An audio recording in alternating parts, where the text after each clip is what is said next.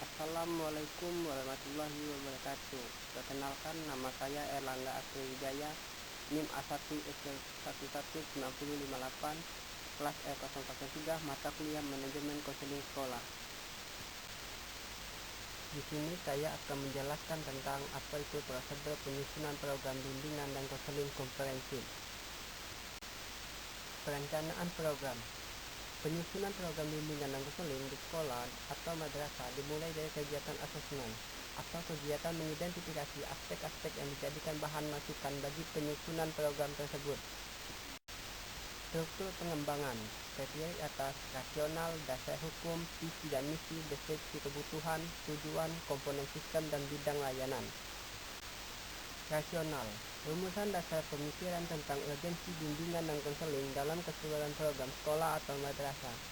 Ke dalam rumusan ini dapat menyangkut konsep dasar yang digunakan, kaitan bimbingan dan konseling dengan pembelajaran atau implementasi kurikulum, dampak pengembangan iptek dan sosial budaya terhadap gaya hidup masyarakat termasuk para peserta didik dan hal-hal lain yang dianggap relevan.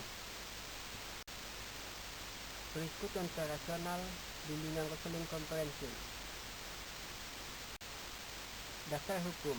Dasar hukum yang dicantumkan adalah dasar hukum yang menjadi landasan penyelenggaraan bimbingan dan konseling yang meliputi dasar hukum tingkat pemerintah, daerah hingga satuan pendidikan. Berikut contoh dasar hukum bimbingan konseling komprehensif.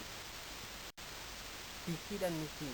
Pada bagian ini dikemukakan visi dan misi program BK yang disesuaikan dengan visi dan misi sekolah.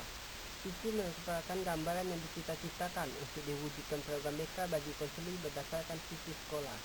Sedangkan misi merupakan tugas yang dilaksanakan dalam rangka pencapaian visi program BK bagi konseling. Berikut contoh visi dan misi bimbingan konseling komprehensif. Deskripsi kebutuhan. Rumusan hasil needs assessment atau penilaian kebutuhan peserta didik dan lingkungannya ke dalam rumusan perilaku-perilaku yang diharapkan dikuasai peserta didik. Rumusan ini tiada lain ada rumusan tugas-tugas perkembangan, yakni standar kompetensi kemandirian yang disepakati bersama. Berikut contoh deskripsi kebutuhan bimbingan konseling komprehensif. Tujuan. Rumuskan tujuan yang akan dicapai dalam bentuk perilaku yang harus dikuasai peserta didik setelah memperoleh pelayanan bimbingan dan konseling. Rumusan tujuan BK dapat merujuk pada SKKPD. Tujuan hendaknya dirumuskan ke dalam tataran tujuan. 1. Penyadaran, 2. Akomodasi, 3. Tindakan. Berikut contoh tujuan bimbingan konseling komprehensif. Menentukan komponen program. Komponen program meliputi 1. Komponen pelayanan dasar, 2. Komponen pelayanan responsif, 3. Komponen perencanaan individual, 4. Komponen dukungan sistem. Berikut contoh komponen program bimbingan konseling komprehensif.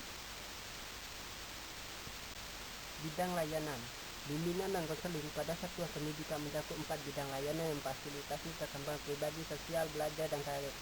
Pada hakikatnya perkembangan tersebut merupakan satu kesatuan utuh yang tidak dapat dipisahkan dalam setiap diri individu peserta didik konseling.